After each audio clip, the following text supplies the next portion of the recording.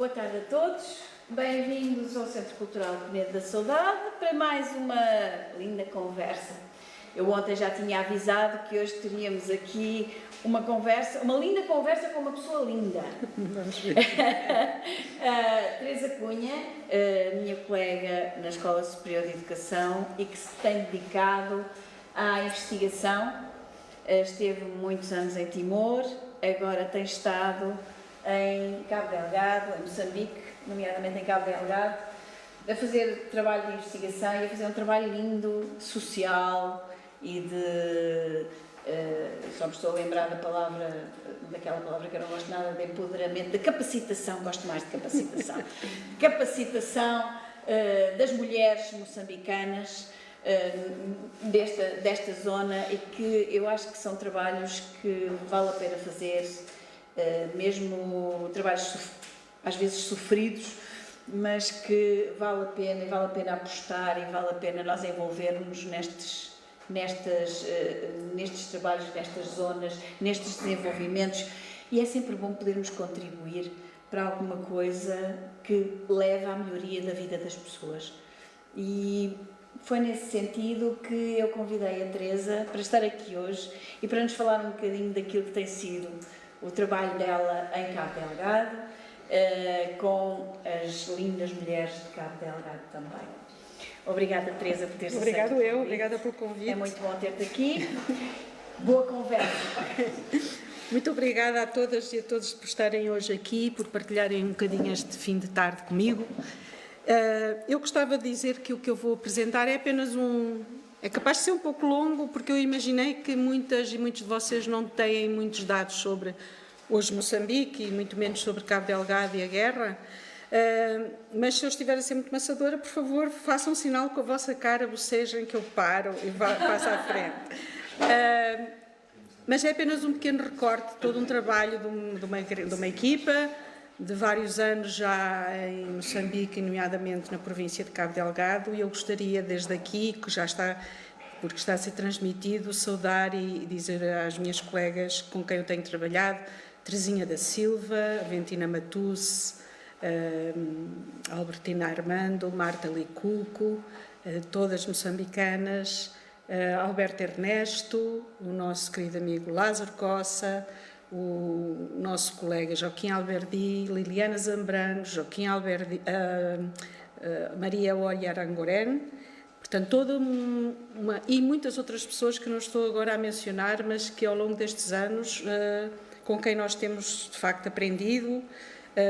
É um trabalho que tem envolvido uma equipa também do País Basco, do Centro de Investigação para a Paz Guernica Gogoratus, e é isso.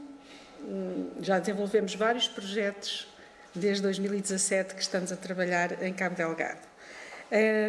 Feitos isso, eu gostaria hoje, como eu dizia no pequeno resumo que mandei, acho que para compreender um bocadinho aquilo que eu chamo as micropolíticas de paz, temos que compreender um bocadinho a guerra em Cabo Delgado. E é isso que eu vou tentar falar, e muito embora vai ficar a maior parte das coisas por dizer. Isto também é uma parte do que eu vou aqui apresentar, faz parte de um último projeto cujo relatório final está em fase de finalização, com uma fundação espanhola chamada Ayuda en Acción, e que também saúdo desde aqui o Jesus Pérez, o nosso colega com o qual temos vindo a trabalhar, cônsul de Espanha em Moçambique. Então, onde é que é esta guerra? Vocês veem ali o mapa de Moçambique, veem Maputo no sul, e quase a 3.000 quilómetros, vocês veem no norte a província de Cabo Delgado, com a capital que hoje se chama Pemba. No tempo colonial tinha o nome de Porto Amélia, hoje é Pemba, que fica na maior baía do continente africano e a terceira maior baía do mundo. Do lado direito vocês veem já em maior detalhe o mapa da província de Cabo Delgado, e assinalado Mocimboa da Praia, mesmo ao norte, já na parte nordeste da província, onde começaram os primeiros ataques na vila de Mocimboa da Praia. Como vocês veem, ao norte faz fronteira com a Tanzânia, como nós temos em Moçambique, e vocês verão que a ortografia que eu uso é a ortografia de Moçambique e não do acordo ortográfico. E também a oeste do Niassa, a grande província do Niassa, em Moçambique, o Oceano Índico a leste e no sul a província de Nampula. É um norte muito islamizado, a religião predominante é o Islão, e esta província começa em outubro de 2017 os primeiros ataques, sobretudo a instituições do Estado. À polícia, começa o ataque à polícia de Mocimboa da Praia, por jovens, e depois vai-se estendendo. A linha do tempo da guerra, esta linha que eu apresento aqui, vocês verão que está em espanhol, porque o nosso último relatório vai ser escrito em espanhol, mas toda a gente compreende perfeitamente. É uma linha da linha do tempo desta guerra, segundo a análise das pessoas com quem nós temos vindo a trabalhar em Cabo Delgado. Começa entre 2010 e 2017, que eles chamam de incubação da guerra, sobretudo com a entrada no norte de Moçambique de várias lideranças islâmicas e também com o envio de muitos jovens, que depois propiciam o envio de muitos jovens de Cabo Delgado e de Niassa para madraças na Arábia Saudita, no Congo e noutros países onde fazem a sua formação, e mesmo na Tanzânia.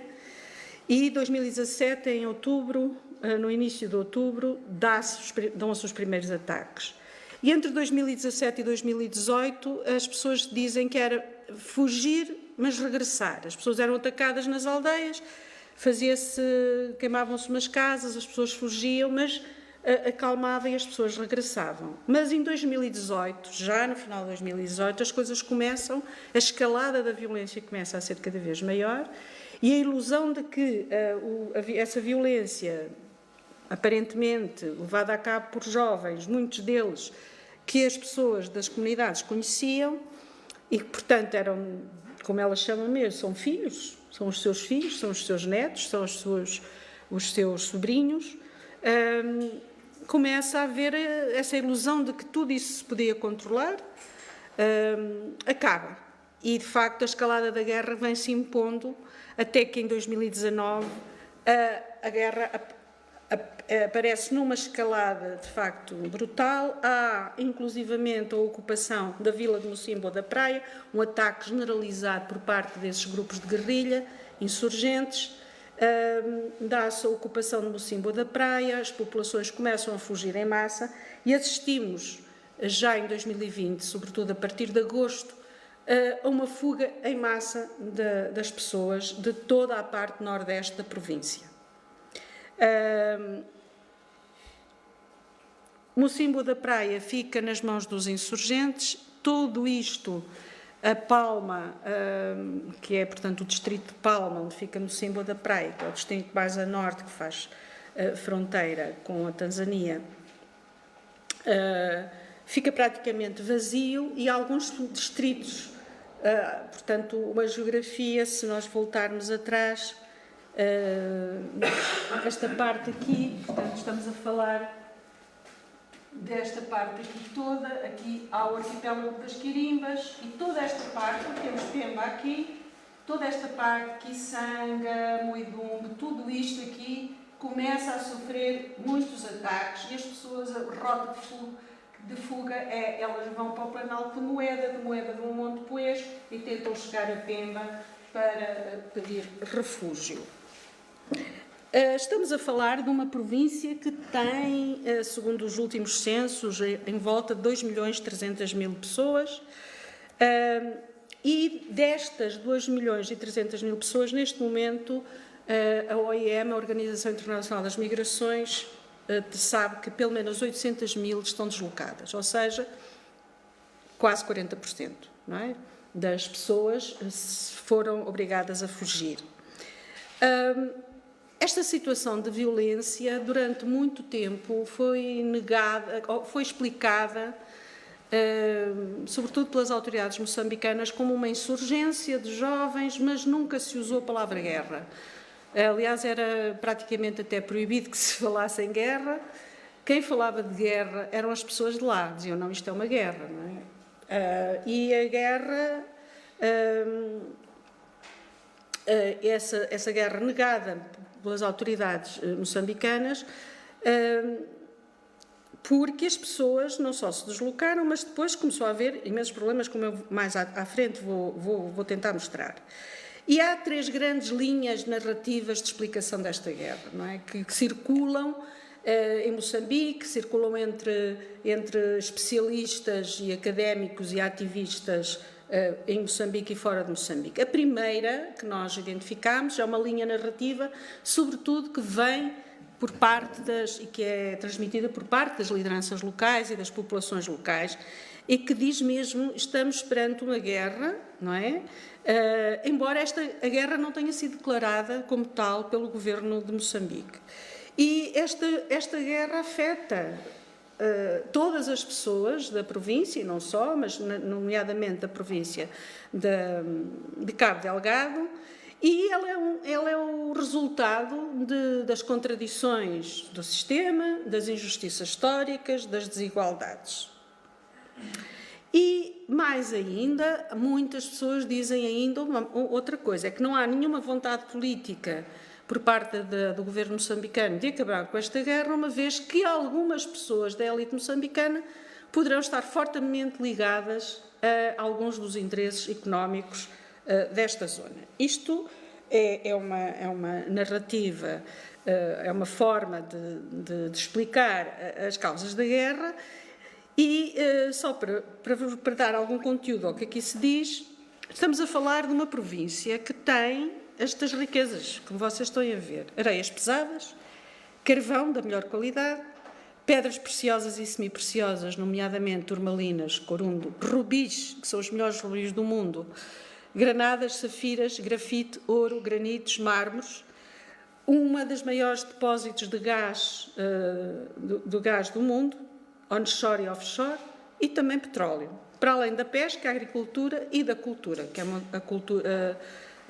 uma cultura de grandes movimentações, fica nas grandes rotas de comércio e de culturais do subcontinente indiano com a África Oriental, secular, se não milenar, e, portanto, com uma cultura riquíssima, onde se falam várias línguas, nomeadamente há 3 principais línguas, o Moani, que se fala sobretudo na costa, portanto, na costa oceânica, o Makonde, que se fala sobretudo no Planalto de Moeda, já no interior, e o Makua, que é uma das línguas, a língua mais falada em Moçambique, que atravessa praticamente o país do centro para norte, e também se fala o Swahili, porque o Makua também é da família do Swahili, e outras línguas locais para além do português, que é a língua da administração. Estão todos, sobretudo na exploração dos hidrocarbonetos, onshore e offshore, estão todos os países que vocês possam imaginar, mas nomeadamente os Estados Unidos, a Itália e a França, mas também temos a Austrália, a China, o Japão, o Canadá, Portugal também tem lá alguns interesses relativamente poucos, mas tem. Enfim, todos os grandes países do norte global e centrais têm grandes interesses, e nomeadamente neste momento quem mais interesses tem é a França, com a sua grande transnacional, a Total Energies.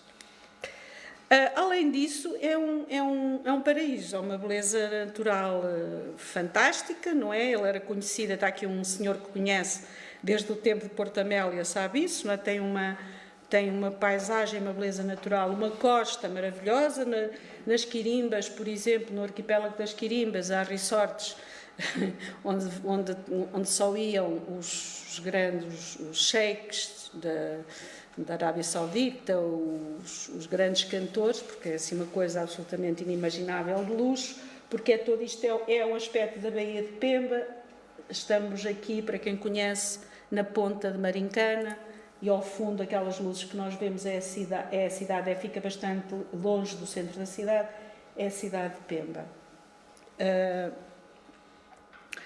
E que injustiça histórica estamos a falar? Aqui não sei se conseguem ver, isto está um pouquinho, mas eu digo-vos.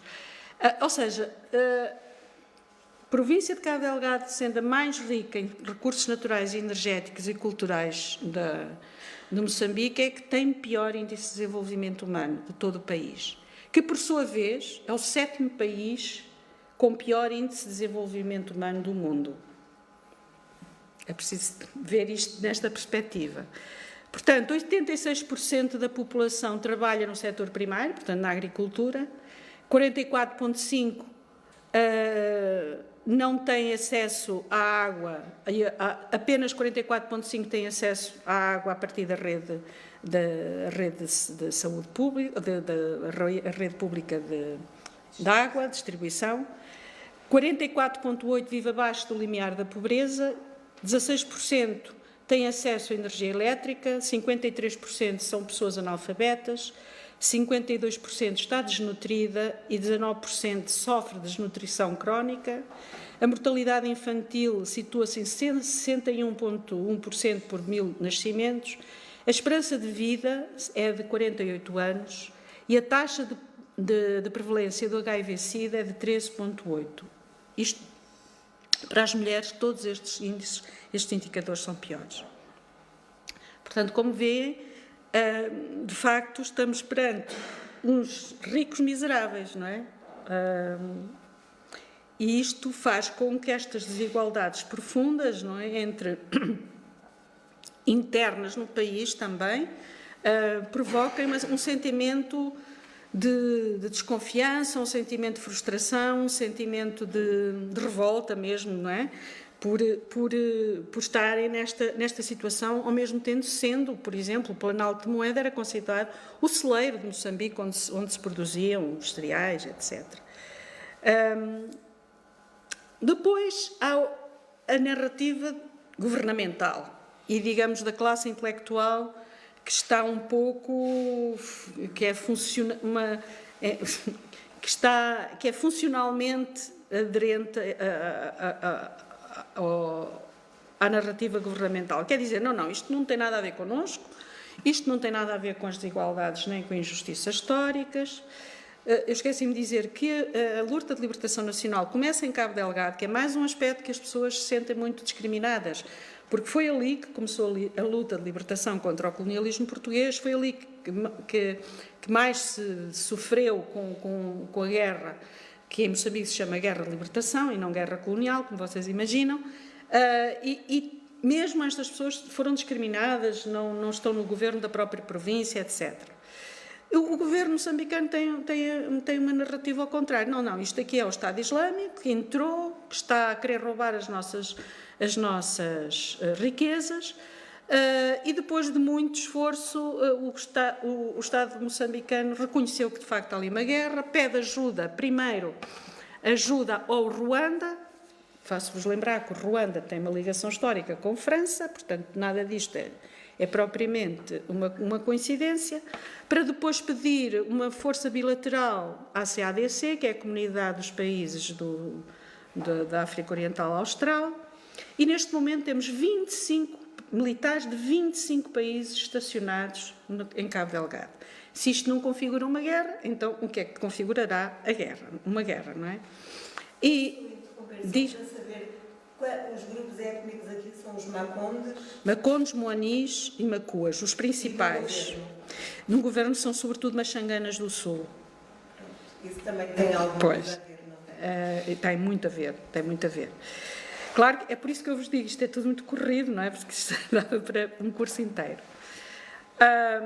E depois há uma terceira narrativa que circula muito na literatura académica internacional, de mais crítica, e que também tem como base muitas entrevistas com intelectuais expatriados e líderes de organizações nacionais e internacionais, que com um amplo conhecimento da situação, muitas dessas pessoas viveram ali, e destaca-se, sobretudo nesta narrativa, a complexidade dos fatores. Portanto, há fatores endógenos, de facto, desigualdades, percepção de injustiça histórica, discriminação, enfim, umas quantas coisas, mas também se percebe que há, de facto, a instrumentalização por grupos islamitas. Não há nada de novo, portanto, muitos desses grupos, e mesmo a escalada da guerra, que vai desde queimar umas casas até à decapitação em massa de pessoas, não é? Que é de facto uma coisa que para todos nós nos assusta imenso, mas no caso de Moçambique, para aquelas comunidades locais, a decapitação, além do sofrimento, é uma indignidade de um tamanho inimaginável. E há todos estes fatores, portanto, muitos grupos, nós sabemos, há muitas notícias, isso corre muito facilmente entre as nossas conversas, de grupos que vêm do Congo, radicalizados, há muito trânsito, e já não se sabe muito bem quem são, de facto, as pessoas que fazem os ataques. Há nomes,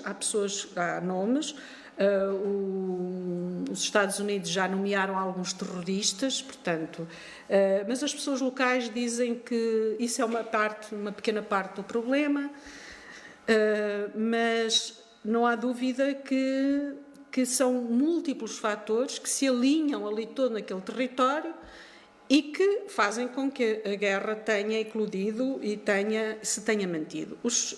O que nós estamos a verificar, houve uma acalmia no final de 21, princípio de 22, e no último mês, maio e junho, tem sido terrível, porque os ataques começaram a multiplicar-se cada vez mais a sul e para o interior, ou seja, o que nós estamos a ver é a deslocação. Se nós virmos o mapa, aqui está Mocimboa da Praia, aqui está a Pemba, e o que nós estamos a ver é os grupos insurgentes e os ataques a sucederem-se, entrando no território cada vez mais a sul e em direção a Nampula, portanto à província. Alastrando a zona. Alastrando muito e criando cada vez mais vagas de pessoas refugiadas para sítios que se consideravam seguros, como o distrito de Chiure, como o próprio distrito de Pemba. Há muito que se fala que Pemba poderia ser atacada, que há muita infiltração dos jovens nas próprias ruas de Pemba. O movimento migratório fez com que muitas pessoas desses lados chegassem a Pemba sem realmente saber quem eram. Sim, as pessoas fogem como podem, não é? E muitas dessas estão a entrar em Pemba, estão a ficar em Pemba, mas são esses insurgentes. São esses. Que vai ser atacada de certeza porque Vamos ver. Eles têm lá neste momento muita gente. Portanto, é um cocktail, não é? Portanto, é uma. eles estão mais bem organizados do que o resto. É um cocktail. O Ruanda, as tropas do Ruanda altamente profissionalizadas e altamente bem equipadas, com equipamento que eles não compraram, evidentemente, lhes foi oferecido, são visíveis, é tudo isso muito visível, não é? Portanto, o aeroporto de Pemba, o aeroporto internacional, está cheio de aviões militares, helicópteros, as ruas cheias de carros de ataque, de carros de... E o que nós vemos é que há aqui um alinhamento de estrelas, não é? De hegemonia das elites nacionais e de tudo o que isso representa, a insurgência islamista e também os interesses geoestratégicos globais, que interessa, de certa forma, é uma zona extremamente rica e é uma zona muito estratégica porque faz a ligação da Ásia Central à África e, por sua vez, ao interior do próprio continente africano. Era Nampula através de Nacala. Sim. Tem a linha férrea que depois vai... E não só, tem o porto de águas profundas, o porto de Nacala que tem águas profundas, e os chineses fizeram um grande aeroporto em Nacala. Portanto, há aqui todo um interesse geoestratégico. Vocês, para terem uma ideia, por exemplo, os chineses, uma das vezes estávamos a viajar no interior e agora já não poderíamos passar ali. Isto foi em setembro, com a Terezinha. Estávamos a passar em Ancoab e há uma montanha que nós vemos quando se passa na estrada, e as pessoas foram-nos dizendo que aquela montanha está a ser desfeita porque os chineses com tecnologia estão a desfazer aquilo tudo para fazer brita para construção e nada fica ali, não é? É tudo mandado fora. E, portanto, as montanhas estão a ser desfeitas. Sim, a madeira, então, isso já nem se fala. Madeiras preciosas. E essas armas, então, são de fabrico que é chinês? Não, as armas dos insurgentes não... Quer dizer, os insurgentes usam técnicas de guerrilha. Muita katana, não é? Queimam, decapitam, fazem raptos de mulheres, portanto há milhares de mulheres que nós não sabemos onde estão. Há alguns testemunhos, mas são muito raros, porque a gente não sabe exatamente o que é que está a acontecer. Há muita coisa que se diz, mas não há muitas evidências assim materiais, porque elas vão, já não voltam e não sabemos o que está exatamente a acontecer. Não é fácil de entrar em contacto, até porque há todo um blackout informativo em Moçambique. É preciso ter em consideração que todas as pessoas com quem nós conversamos, eu não sei se fiz muito bem dizer os nomes das pessoas no início, numa coisa que está a ser transmitida, porque estas pessoas correm efetivamente riscos. Portanto,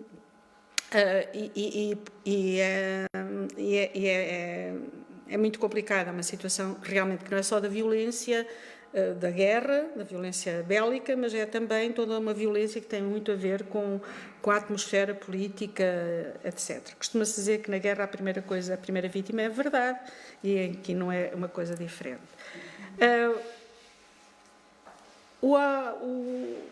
Várias entidades, nomeadamente o ACLED, publica regularmente estas infografias que nos mostram o que é que tem acontecido ao longo do tempo, não é? Junho foi um mês terrível, se vocês repararem, e segundo os relatórios, portanto, aquilo que nós sabemos, muito provavelmente há muito mais, não é? O número total de ocorrências de violência organizada desde 2017 são 1.300, fatalidades 4.000 pessoas, parece pouco, porque são as fatalidades diretas, atenção, são aquelas pessoas que morrem devido a um ataque de violência. E aqui vocês em baixo veem, digamos, a oscilação dos ataques e, efetivamente, no mês de maio e junho foi muito mau e vê-se perfeitamente a entrada depois já, não só na costa, mas já a entrar em Chiure, e aquela linha negra que vocês veem já é a fronteira com a província de Nampula. E na Cala Velha, já na província de Nampula, e o que se diz é que eles querem passar por aqui para chegar a Nacala.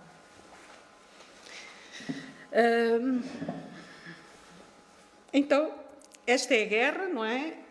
Eu trouxe algumas fotos, porque acho que é importante que vejam, do vosso lado esquerdo, vocês veem o que é um abrigo de um refugiado, portanto, basicamente é uma rede mosquiteira, que muitas vezes depois as pessoas pegam nela e vão tentar pescar alguma coisa, ficam sem zona para essas coisas, uma casa ardida, as mulheres à espera da ajuda humanitária, portanto, de comida. Isto é a visão do inferno e trouxe-vos a menos terrível. Isto é um campo de refugiados, no distrito de Metuge, com as cabanas das agências internacionais, nomeadamente das Nações Unidas. Isto são alguns aspectos. Estas fotografias são cortesia dos Médicos Sem Fronteiras, eles são dos poucas que conseguem entrar no território, porque não é permitido, nós não podemos circular facilmente. Isto aqui é um atendimento de saúde nas zonas de ataque, pelos Médicos Sem Fronteiras. E alguns números para vocês terem uma noção. Deslocamento, neste momento que estávamos a escrever, a 33%, mas agora está quase nos 40%, exatamente com os últimos ataques. Estão quase 800.000 pessoas deslocadas, correspondem a quase 200.000 famílias. Destas pessoas, 28% são mulheres e 49% são crianças. E destas crianças, a maioria são meninas. Portanto, a maioria das pessoas que está deslocada em situação humanitária muito grave são meninas de todas as idades. E 23% são homens.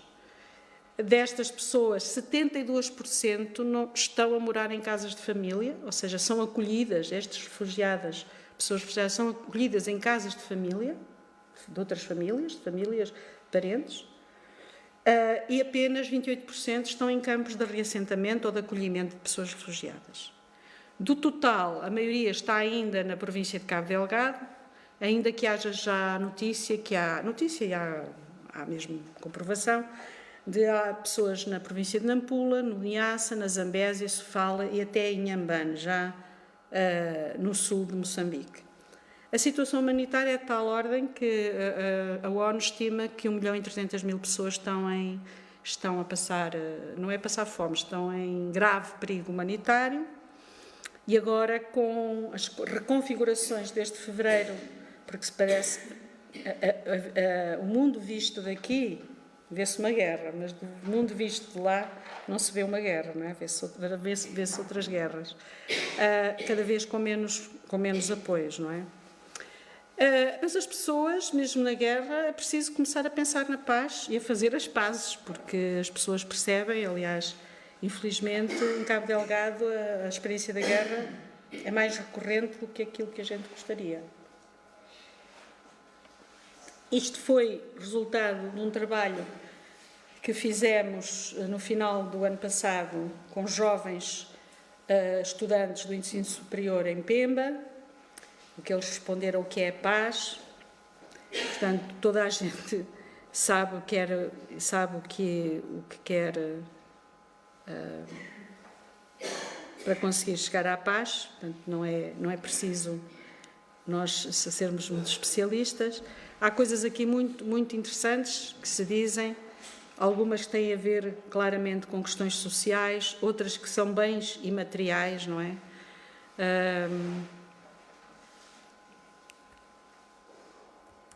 E também é interessante o que esses mesmos jovens, esses jovens, a maioria mulheres também, diz o que é preciso fazer para chegar à paz em Cabo Delgado. E há desde coisas de educação obrigatória, portanto, claramente uma ideia de igualdade através da educação, colaborar com os governantes. Há muito medo. Há uma senhora que infelizmente faleceu, e não sei até que ponto é essa situação muito nossa amiga, porque um dos sobrinhos, aliás, neto, chega à casa e mostra com muito dinheiro e ela percebe que ele estava a colaborar com os grupos de insurgentes, que são chamados Al-Shabaab, que é uma corruptela de Al-Shabaab, são a juventude em árabe, não é? E é uma corruptela do árabe. São grupos sunitas. Sim. Que vêm da Tanzânia. Também. Sim. A Tanzânia também tem grandes interesses. Sim, também tem. Muitos interesses, até porque a fronteira está ativa, ou seja, há uma certa disputa, embora esteja muito, como é que é dizer, esteja muito low profile essa disputa, não se percebe muito bem, não há grandes discussões públicas, mas evidentemente que a Tanzânia também está a disputar a fronteira do subsolo marítimo, não é? E, portanto, há ali também interesses. Não esquecer que o presidente moçambicano viveu muitos anos na Tanzânia. Pois foi. Não, mas toda a luta, os guerrilheiros, as grandes bases da guerrilha. Viveu muito bem, não sei se é bom, foi. Não. Atenção, não vamos confundir as coisas. A Tanzânia foi, de facto, com Júlio Nyerere, a grande base de sustentação da guerrilha contra o colonismo português. Portanto, as ligações e as amizades históricas são muito grandes e têm muito sentido. A outra questão é que também na Tanzânia eles debatem-se com o problema da radicalização de setores da sociedade, mas é interessante é que na Tanzânia nunca houve guerra. E continua a não haver, nem no Malawi, nem no Zimbábue, houve as independências e não houve guerra. O único país onde houve guerra é Moçambique. Portanto, há aqui coisas. O presidente Nyusi, tem as suas ligações, como tem muitos outros, não é? Que vêm desse tempo, mas não só, porque ele também estudou no Reino Unido, não é? E, portanto, ele é engenheiro, doutorado também no Reino Unido. Portanto, estas zonas alguma vez quiseram independência? Fala-se nisso, mas não tanto no Cabo Delgado, mais do Save para norte, que é, portanto, o centro-norte. Fala-se, sobretudo, a partir das populações imacuas. Portanto, da Beira para cima, a partir da Beira, fala-se muito e há aças recorrentes sobre isso, não é? Sobretudo por se pensar que há aqui uma injustiça histórica muito grande, que eles foram os grandes fazedores da luta de libertação e são os Maxanganas do Sul que estão no poder desde a independência, não é? Queixam-se que as eleições nunca são justas, que a Renamo daí para cima é vitoriosa, só não é porque eles queixam de... Sim, queixam-se e têm razões para se queixar. Por aí em cima, lá para cima, pronto. Se calhar têm razão, não é? Porque sim, o governo nestes países consegue controlar tudo. É verdade, tem o poder todo na mão, tem o poder das eleições, tem o poder de... Eu acho que Até que ponto é que lhe interessa ao governo também que Cabo Delgado vá um bocado abaixo, as populações vão abaixo, para ele depois chegar, vencer e... Não acredito nessa tese, e sabe porquê? Porque as grandes empresas transnacionais ligadas às riquezas de Cabo Delgado estão nas mãos da parte moçambicana dos generais da libertação. Portanto, não lhes interessa estragarem-lhes o negócio, não é? Os rubis, os hidrocarbonetos, a madeira, a grafite, os mármores, o gado. Não, eu penso que há aqui... Então porquê que não há uma maior proteção desses generais? Não tem uma preocupação de zelar mais pela paz e para o crescimento de... Isso é uma boa pergunta. Tanto a nível de pesca e o melhor camarão do mundo é ali, não é? Os peixes, aquelas coisas, o turismo, se houver paz, eles ganham muito mais. Qual é o interesse deles então em deixar... Conta que a guerra não é com eles. Não, a guerra é com eles, eles sabem isso. Agora, quer dizer, até agora, nem queriam ninguém lá dentro. Recusaram a ajuda dos Estados Unidos, recusaram a ajuda da França. Não foi? Não recusaram a ajuda de França, pelo contrário, o Nussi foi ao Eliseu negociar isso muito bem negociado com Macron. Não queriam, em princípio, uma questão, eu compreendo também, é preciso termos uma noção. Nós estamos aqui entre portuguesas, só vejo aqui uma moçambicana, de Jamila, e é preciso perceber que estamos num país com 47 anos de independência. Há toda digamos, uma vivência colonial e de imperialismo que ainda está... Os heróis da libertação estão vivos. Passaram isso. É muito complicado, às vezes, para os portugueses compreenderem o que é que isso significa. Dizer que eu posso ter as maiores críticas, posso ser críticas a muitas coisas que acontecem em Moçambique, mas compreendo que a sua necessidade de afirmação como país soberano seja muito forte, porque, de facto, a entrada de estrangeiros no seu país, não é, ainda é muito recente. Teria uma dependência, lógico, a todos os níveis. Agora, é evidente que essas perguntas teriam que ser respondidas e eu até podia fazer uma análise noutra circunstância, porque não era esse o propósito, não é? O que eu parece que é muito importante neste momento sublinhar é que as pessoas querem a paz. O povo quer a paz e sabe o que é preciso para lá chegar. E está a trabalhar incansavelmente para isso, apesar de todas as dificuldades, não é? Porque as dificuldades são imensas. Só para vocês terem uma noção, em Pemba, neste momento, uma colega nossa que se feriu num pé estávamos a fazer trabalho, ela feriu-se num pé, não conseguimos encontrar paracetamol. Não há. Portanto, morre-se mesmo. Portanto, e isto é alguém que vai com euros no bolso e que até pode pagar o que lhes pedirem, mas não há. Então, quer dizer, a situação é muito difícil. Foi o ano passado por causa disso. Foi uma operação, a seguir não houve nada, e ele, de um dia para o outro, portanto, a população estava lá. Ora bem, o que é que eu quero chamar a atenção aqui, e eu não queria fazer muita teoria, mas acho que é preciso dizer algumas coisas para se compreender porque é que eu falo nas micropolíticas de paz das mulheres. É porque muitas vezes nós teorizamos sobre a paz, dizemos o que é a paz, como é que lá chegamos, não sei o quê, e esquecemos que a paz se concretiza nas materialidades da vida, dos segundos da vida. Não são só os acordos de paz, não são só as grandes cimeiras, muitas vezes até se assinam um cessar-fogo e depois aquilo não funciona. Portanto, a minha opção é sempre ir às práticas de paz e às materialidades da vida concreta para compreender como é que a partir daquela visão muito concreta das pessoas dali se pode construir a paz.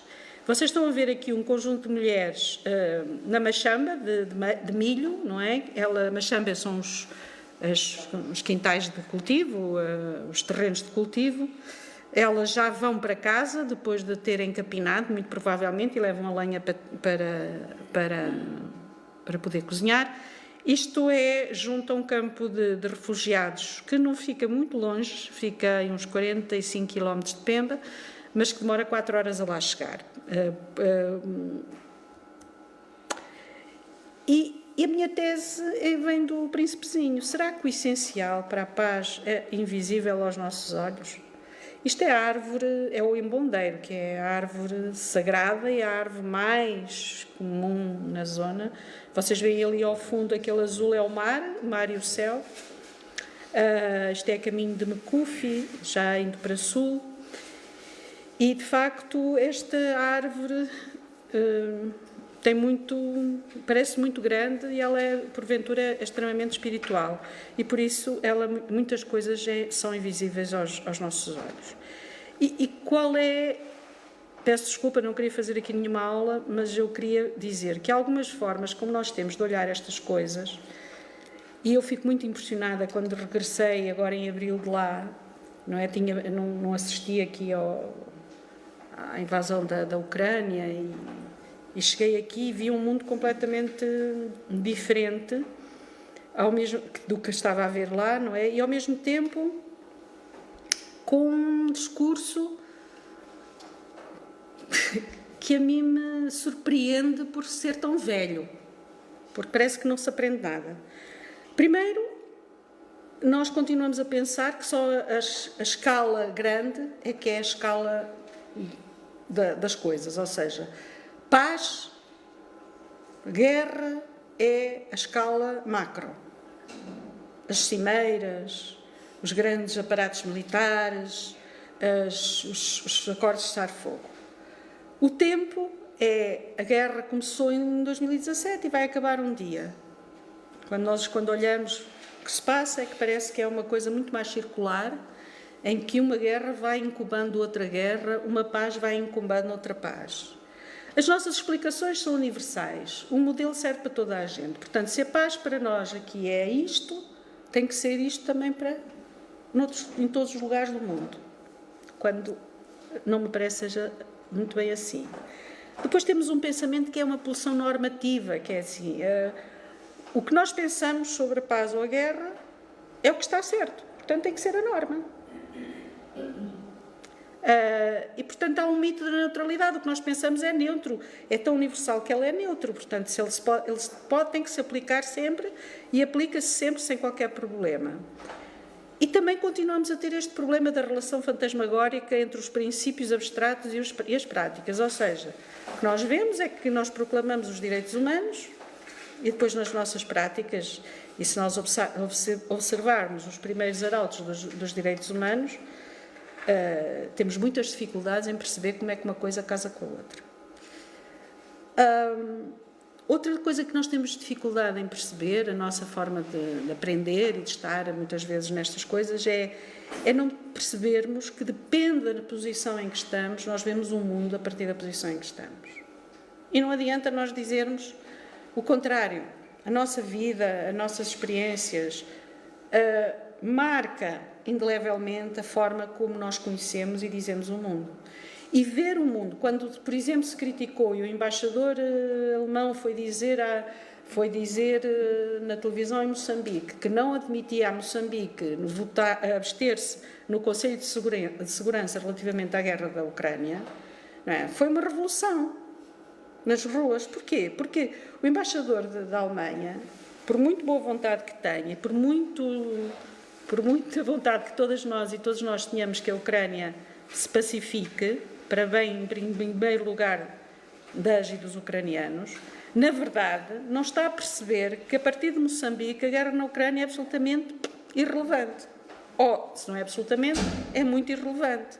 E que, portanto, depois veio o Presidente Nilce e vieram todos dizer-lhe: olha, calma lá, você não pode vir para aqui mandar papos, que é embaixador, mas não é propriamente, não manda aqui na coisa nenhuma, e teve que ouvir aquilo que não gostaria, exatamente porque a visão metonímica do nosso conhecimento é que nós tomamos o todo pela parte. Nós vemos uma parte do problema e pensamos que estamos a ver o todo. E não estamos a ver o todo. Estamos a ver uma pequena parte das questões. E também somos muito obcecados por dicotomias e hierarquias, não é? É homem e mulher, é paz e guerra, é natureza e sociedade, é privado e é público. E esquecemos que muitas vezes estas coisas nem são uma coisa contra a outra, e muito menos uma coisa contra a outra, uma por cima e outra por baixo. Tantas nuances que ignoramos em todas as situações. E isso faz-nos olhar para estas coisas de outra maneira.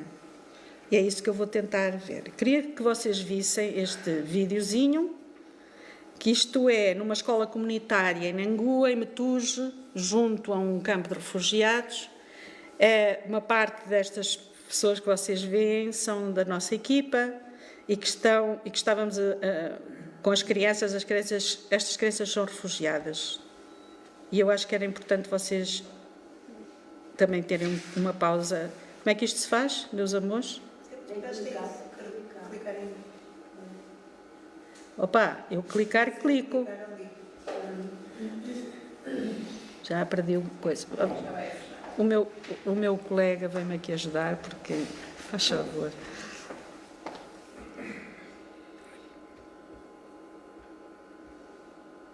Há bocado estava a dar certo. Se calhar tem que ser assim, não é?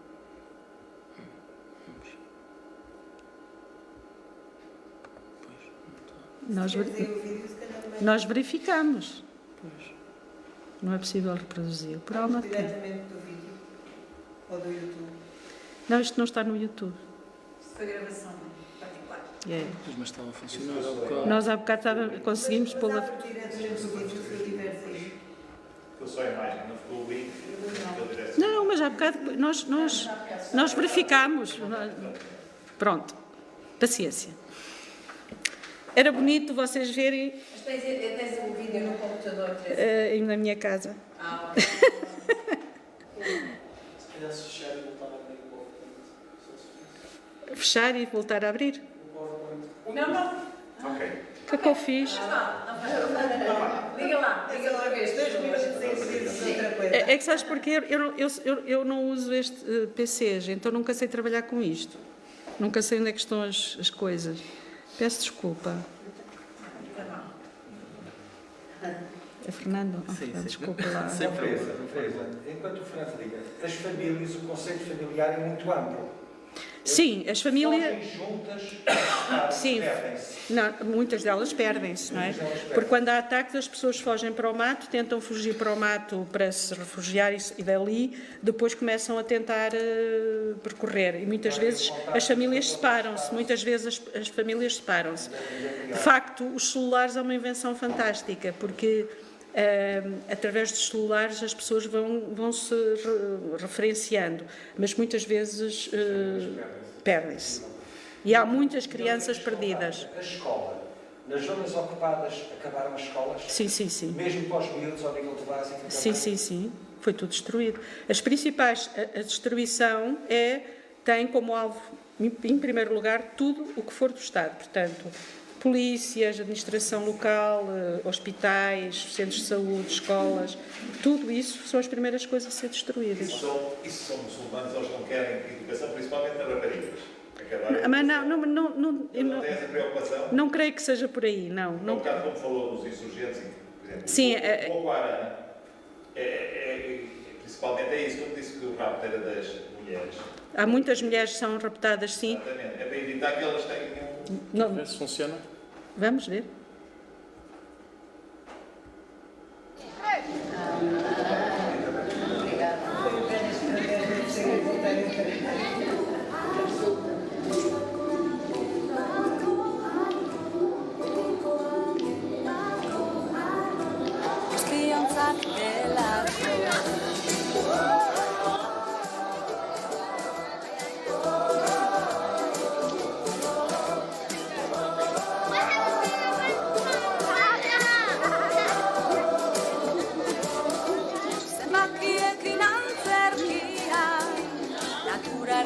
kantuan Laborategian bertxola ezagupenekin dantzan Arro, gure eskola delako Arro, euskalduna delako Arro, publikoa delako Arro, guztiontzat delako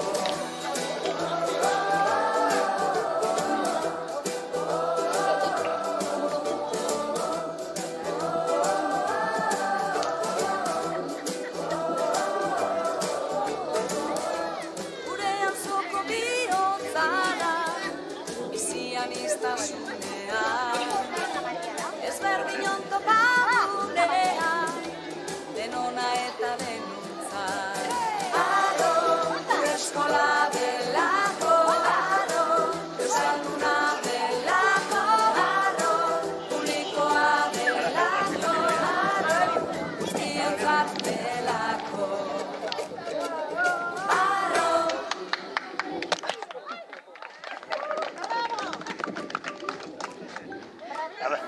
Agora já salido.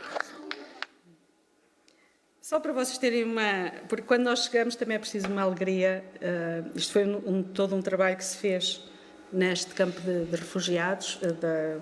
Este é o nosso colega Joaquim Alberdi, um basco daqueles que fala aquela língua que a gente não entende nada. E como é que as mulheres estão a levar a cabo com esta dureza toda, e estão a processar a violência através da materialidade da vida, das relações familiares e comunitárias, e encontrar processos, microprocessos, segundo a segundo, dia a dia, para resolver não só os problemas da vida normais, não é? Como é que a gente se abriga, como é que a gente come, como é que a gente resolve onde é que vamos dormir, onde é que vamos encontrar água, mas também como é que vamos indo resolvendo os conflitos, porque como vocês imaginam, os conflitos não são só conflitos armados. Tudo isto é uma disputa por recursos, cada vez há menos água potável, cada vez há menos terra para cultivar, as pessoas são deslocadas, ficam em situações psicológicas e traumáticas muito graves. E, por exemplo, nós temos no bar de Cariacó, em Pemba, há cooperativas de trabalho e de produção, e cooperativas não é necessariamente uma escritura pública de uma cooperativa, são as pessoas que se juntam, nomeadamente as mulheres, têm um grande espírito associativo, e neste caso chama-se Levanta Mulher, o M não se vê muito bem aqui, mas esta cooperativa chama-se Levanta Mulher, no bar de Cariacó. São umas 10 mulheres que trabalham ali, que pegam em pequeninas partes de tecidos que elas encontram ou que lhes são dadas para fazer objetos muito bonitos, que elas depois vão objetos em pano. Vocês veem ali coisas para computadores e coisas assim, porque há muita gente, como é que se diz, muitos estrangeiros, não é? E elas perceberam que isso também pode ajudar. E nestas cooperativas, elas têm que resolver muitos problemas e elas são maravilhosas na compreensão como é que a gente vai resolver os problemas dos conflitos sem ser à pancada, não é? Elas também estão muito engajadas em campanhas dentro e fora de Moçambique e mesmo muitas vezes correndo muitos riscos de segurança, elas vão para a rua. E vão para a rua mostrando-se e assumindo as suas lutas pela paz. Portanto, e elas fazem-no de formas muito fortes, muito potentes nas ruas, ocupam as ruas. Outra coisa que é muito interessante é a participação que elas têm em jornadas, encontros, em rodas de conversa. Algumas das pessoas de que eu falei o nome estão aqui, eu não vou dizer quem são, mas esta pintura que vocês veem atrás é em batik, é uma técnica muito típica dali daquela zona da África e foi feita por jovens sobre a paz em Cabo Delgado E há rodas de conversa desde em casas, como vocês veem deste lado, como debaixo da mangueira, como aqui que nós vemos estas duas senhoras, havia mais, era um grupo grande, e elas falam muito, embora as pessoas pensem que as mulheres lá são muito silenciosas, elas são silenciosas quando querem, porque quando não querem elas falam imenso, nunca mais se calam, e nós estamos cansadíssimas, nós as fraquitas do Norte, e elas continuam a falar com uma grande... Estas são duas pessoas que vale muito a pena conhecer. Do lado esquerdo tem a Marta Licuco, que é vice-presidente do Fórum Provincial das Organizações da Sociedade Civil, é muçulmana, é uma mulher extraordinária, vive no bar de Paquitequete. Quando vocês viram aquelas chegadas dos refugiados que passaram na televisão, é nesse bar mesmo que ela vive e trabalha. E a Maincha Pitarra, esta senhora há décadas que é coordenadora do Gabinete de Apoio às Mulheres Vítimas de Violência e Resolução de Conflitos. Quando a gente diz coordenadora do Gabinete de Apoio, até pensa que é uma coisa assim muito importante. Não, ela criou este grupo que se chama assim, que ela chamou assim, e que faz uma mediação de conflitos extraordinária e tem toda uma pedagogia fabulosa. Esta senhora já é uma vovó, e a única coisa que ela pede quando nós vamos a Cabo Delgado, sabem o que é? Tragam-me maçãs, adora maçãs. E como não há uma fruta de lá, nós vamos sempre com quilos de maçãs. Pela arte, e com a arte, isto é um mural que está na parte de fora de uma escola secundária técnica lá de Pemba, e aqui, como vocês veem, a presença das mulheres nas várias situações, ela é muito forte, não é? As mulheres, tanto nos espaços de trabalho, da oficina, como com as crianças. Esta imagem, para mim, é das mais fortes, esta aqui, que é uma mulher com a criança e paz. Também com muitas outras coisas, como ela, por exemplo, esta moça que vocês veem aí, isto é num centro cultural chamado Tambulani, que vocês vão ver já essa canção, e elas fazem muitos artesanatos e põem inscrições nos artesanatos, portanto, mensagens. E os corpos das mulheres são muito fortes, porque os corpos das mulheres vestidos com as capulanas, que são estes tecidos, muitas vezes trazem inscrições que são inscrições são campanhas que elas transportam consigo. As rodas de Xitique, que é outra coisa que é muito forte em todo o país, mas também está a funcionar muito bem lá em Cabo Delgado, que são grupos autogeridos entre as mulheres e autodeterminados por elas, são elas que decidem quem vai, com que tempo quando é que se reúnem, o que é que vão reunir, etc. E são rodas de agregação de recursos. Pode ser tempo, pode ser trabalho, pode ser dinheiro, pode ser cadeiras, pode ser pratos, não importa. É aquilo que as pessoas tiverem necessidade, elas põem em conjunto tudo e depois aquilo roda à vez. São estruturas em que elas têm que resolver todos os pequenos conflitos e os grandes conflitos, até muitas vezes com os próprios maridos, que não gostam muito que elas controlem, porque isto foge totalmente do controle dos homens, e elas são muito fortes. E se nós chegarmos a Moçambique e perguntarmos quem é que não pertence a uma roda de Xitique, ninguém vai dizer, porque praticamente todas as pessoas pertencem, todas as mulheres pertencem a uma roda de Xitique. Isto é muito importante, porquê? Porque eu tenho lá em Cabo Delgado, por exemplo, elas juntam-se às vezes para juntar pensos higiênicos, que depois vão distribuir nas famílias onde estão pessoas refugiadas.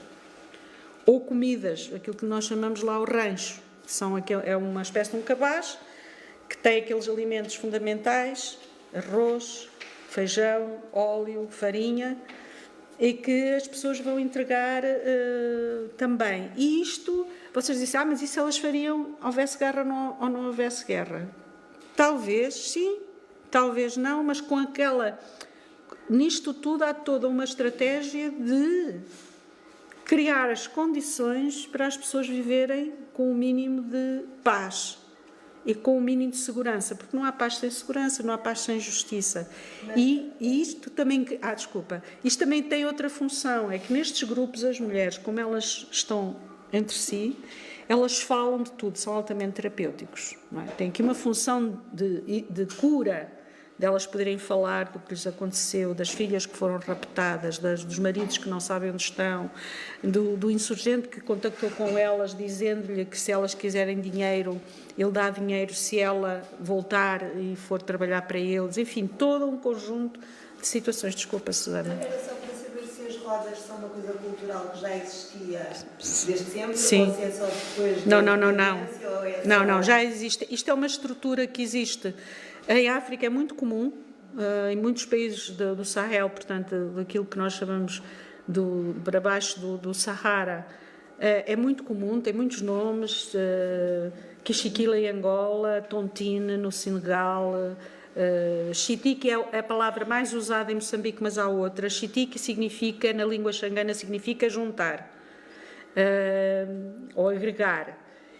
E isto é uma estrutura que está culturalmente muito enraizada e que ela é muito flexível, ela é muito democrática e ela é muito flexível e ela responde muito bem a situações de crise. E é só feminina? Não é feminina per se.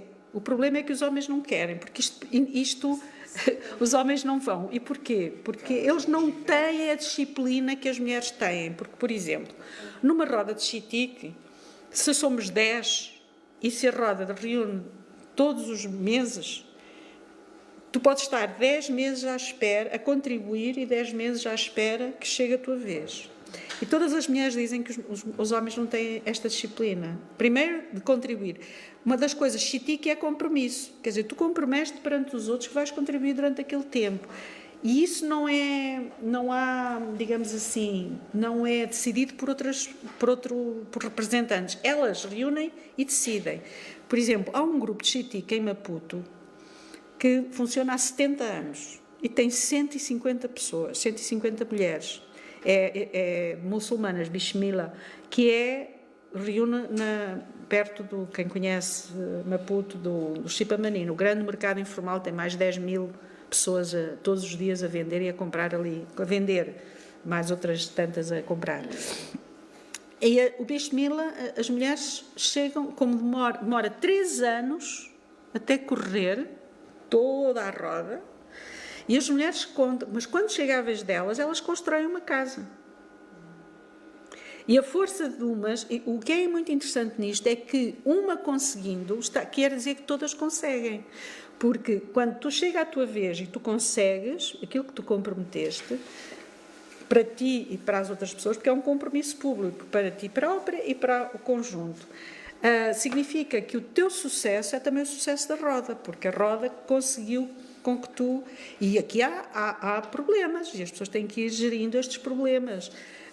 Sei lá, por exemplo, quando a mulher recebe o chitique, se é em dinheiro, às vezes chega à casa e desaparece, porque é um roubo. E como é que ela vai resolver isto? Ou então, por exemplo, que eles chamam uma infelicidade. De repente, tu não é a tua vez de receber, mas há uma infelicidade, ou seja, um falecimento, e a pessoa fica naquela circunstância e a roda decide, altera a ordem para tu receberes, porque é naquele momento que estás a precisar, e funciona de uma maneira, é muito bonita. Eu pertenço a rodas de chitique e é muito difícil para nós imaginarmos fazer. Por exemplo, há pessoas que metade do seu salário vai para a roda de chitique, porque elas querem construir uma casa, por exemplo. É difícil imaginar. Nós também nós temos impostos, mas é difícil imaginar esses laços, não é? Laços de grande confiança. Eu já assisti a conversa. Estas rodas de chitique são perfeitamente maravilhosas. E queria-vos deixar assim, algumas imagens bonitas, né? Porque também a gente pensa sempre nas mulheres como as grandes vítimas, e também são muito vitimizadas.